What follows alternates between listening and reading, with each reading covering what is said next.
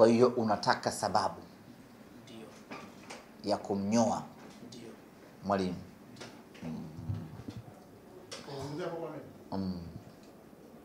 Matokeo Simba na Yanga au ni ile ile tunashinda tuna furaha?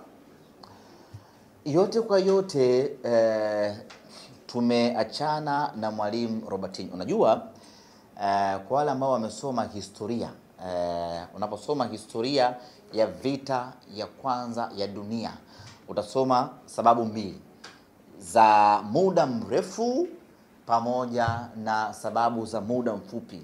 Sasa unapokwenda kufanya maamuzi ya jambo kubwa, huwa imeambatana na sababu mbili: sababu za muda mrefu ambazo zinakuwa gepo tu, alafu kuna sababu za muda mfupi, yani ile umemgusa mtu ndo amlaenza anakuja, lakini kumbe muda mrefu alikuwa anakutafutia timing.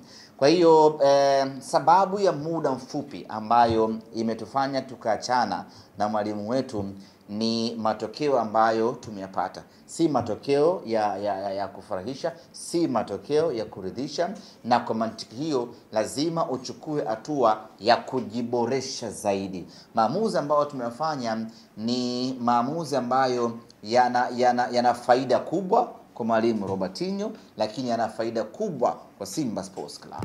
Takwimu za Robertinho ni nzuri sana ndani ya Simba. Kwa nini unasema kwa una sababu za muda mrefu?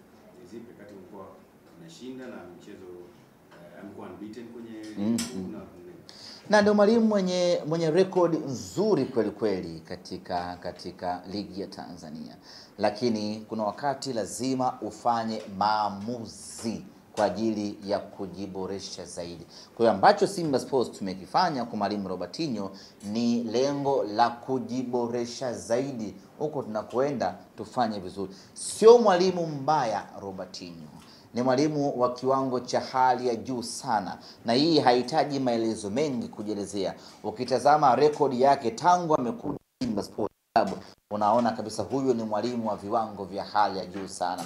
Achana hizi mechi nyingine za kawaida, tazama namna ambavyo amecheza na Wydad kwenye robo finali ya ligi ya mabingwa Afrika.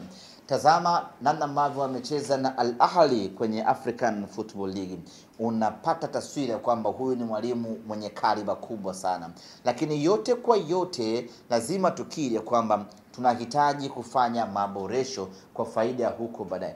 Walimu wanaofukuzwa katika vilabu huwaga sio walimu wabaya, lakini klabu inataka kujitengeneza. Yani ingekuwa walimu hawafukuzwi mpaka hii leo Jose Mourinho angekuwa ni kocha wa Chelsea, lakini kwa sababu ya kujitengeneza Chelsea ikafanya maamuzi ya kuachana na Mourinho.